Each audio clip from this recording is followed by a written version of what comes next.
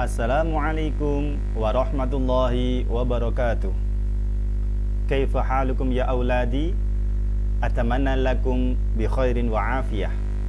Semoga kalian semuanya dalam keadaan sehat wal afiat. Al-an sanadrisul fiqh al-bab tsani. Kita hari ini akan mempelajari pelajaran fikih bab kedua mengenai arti pentingnya adzan dan iqamah.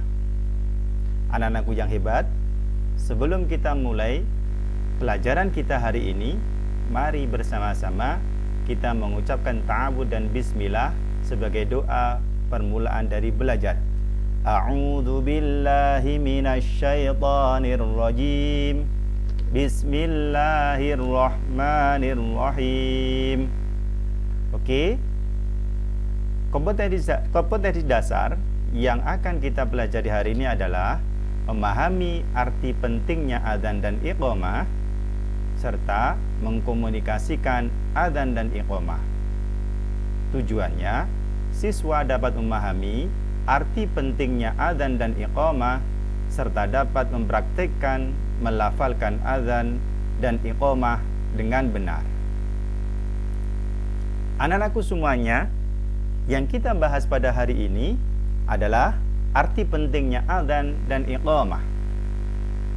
Ayo, siapa yang sudah pernah adzan?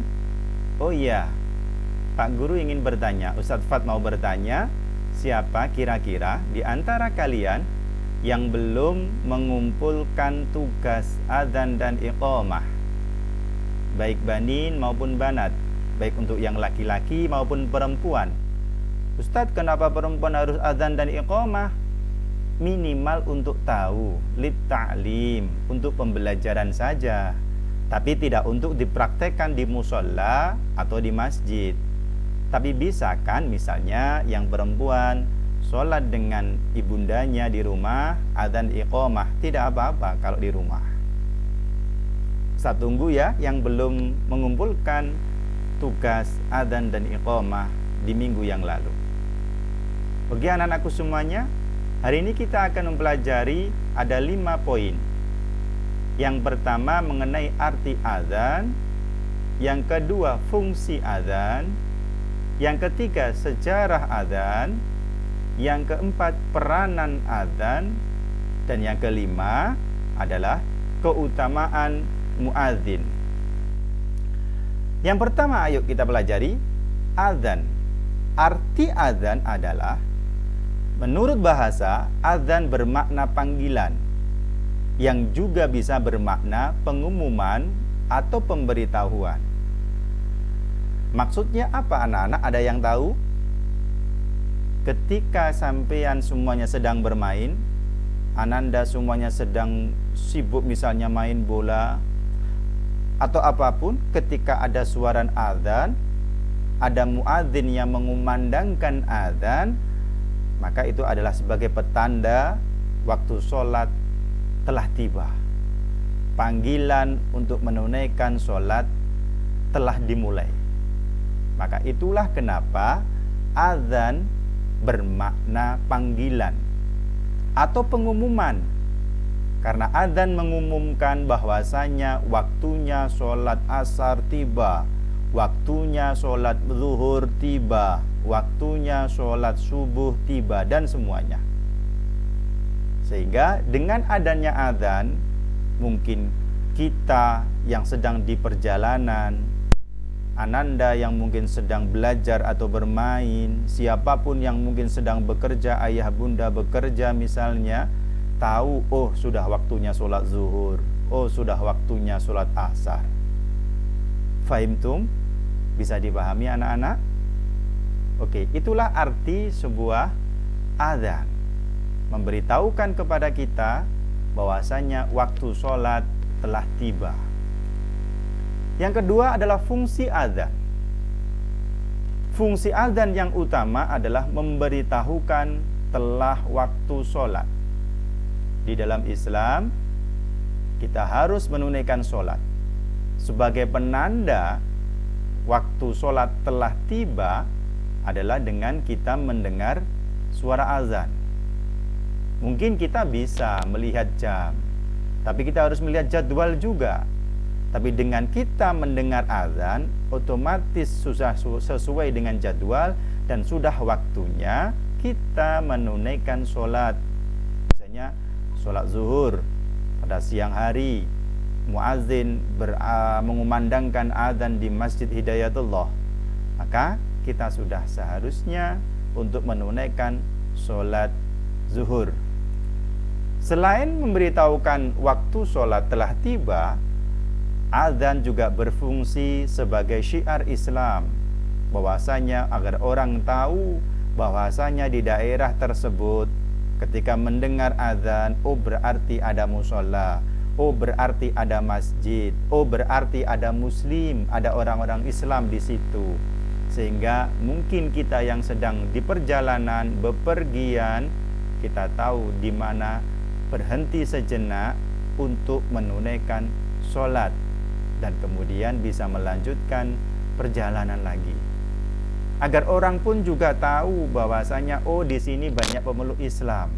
Artinya apa? Berarti daerah itu adalah daerah yang selamat, memberikan jaminan keselamatan, bukan kejahatan atas orang-orang yang lewat. Itu syiar Islam.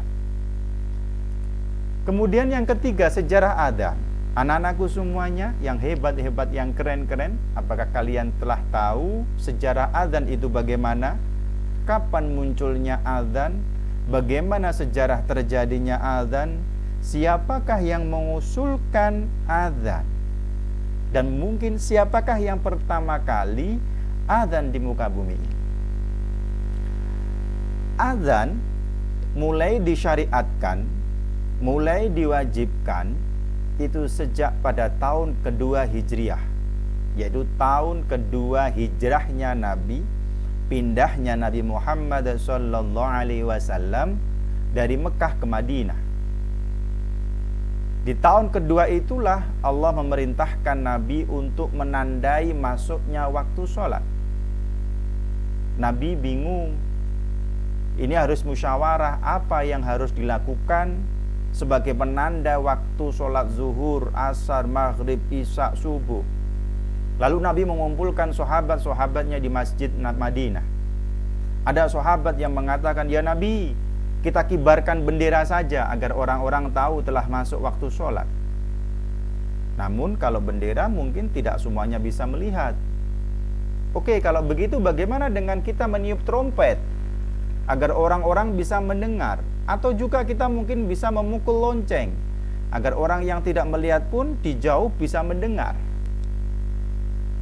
Bahkan ada juga yang mengusulkan dengan cara membakar kayu di tempat yang tinggi sehingga cahaya bara api bisa kita lihat, minimal asapnya bisa terlihat sampai jauh.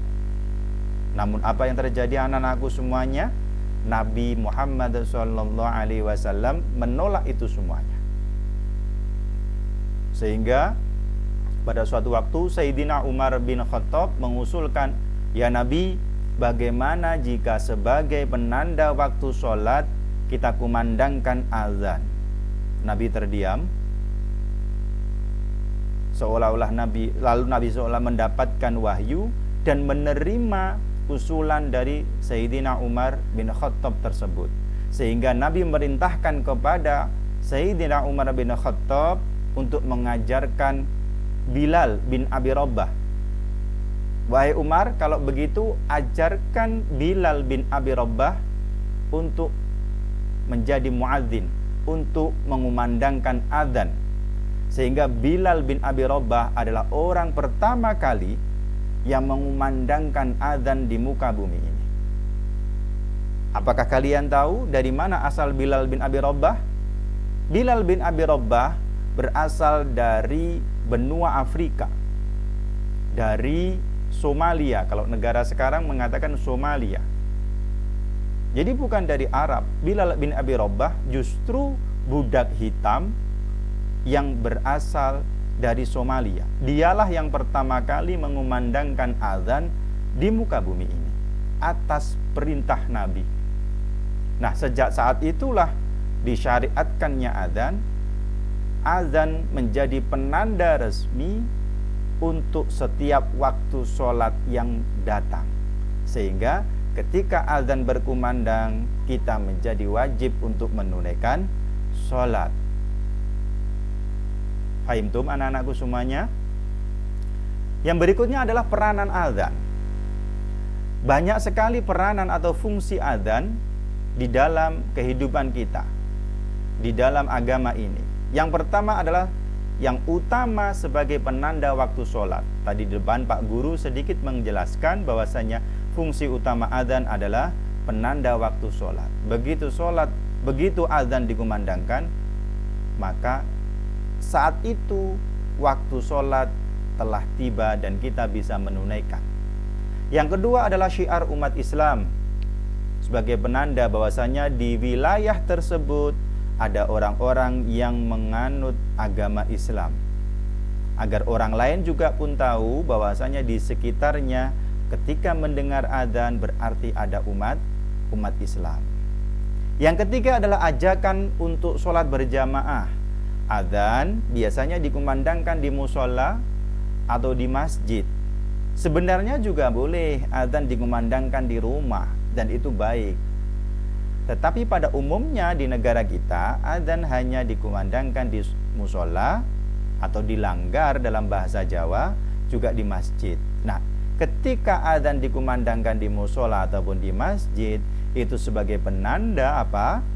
Ajakan untuk sholat berjamaah, bisa di musola ataupun di masjid.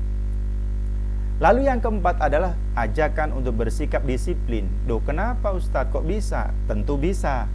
Karena sehari kita sholat 5 kali. Mulai dari apa? Subuh, zuhur, asar, maghrib, isya.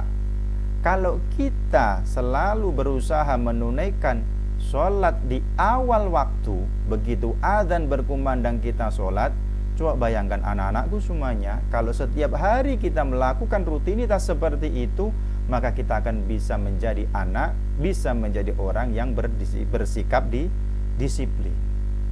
Dan yang terakhir adalah sebagai ujian kepatuhan dan ketaatan umat Islam kepada Allah Subhanahu wa Ta'ala. Kok bisa demikian Ustadz? Iya, Allah telah mewajibkan sholat 5 waktu atas kita semuanya. Semua orang Islam wajib sholat 5 waktu, baik muslim laki-laki maupun perempuan. Maka ketika dikumandangkan adzan, semuanya mendengar adzan, sepatuh apa kita atas perintah Allah. Kalau kita patuh atas perintah Allah, kita akan menghentikan kegiatan kita di luar sholat, kita berhenti sejenak untuk menunaikan sholat tersebut. Bisa dipahami anak-anakku semuanya? Yang kelima adalah keutamaan muadzin. Oke anak-anakku yang hebat, muadzin, kalian tahu, hal araftum ma makna muadzin? Apa kalian tahu apa arti muadzin? Ya, betul. Muadzin adalah orang yang mengumandangkan azan. Nah, orang yang mengumandangkan azan atau disebut muadzin itu memiliki banyak faedah. Kenapa? Satu, yang ketika muadzin mengumandangkan azan, setan itu langsung lari terbirit-birit, takut dengan adanya azan.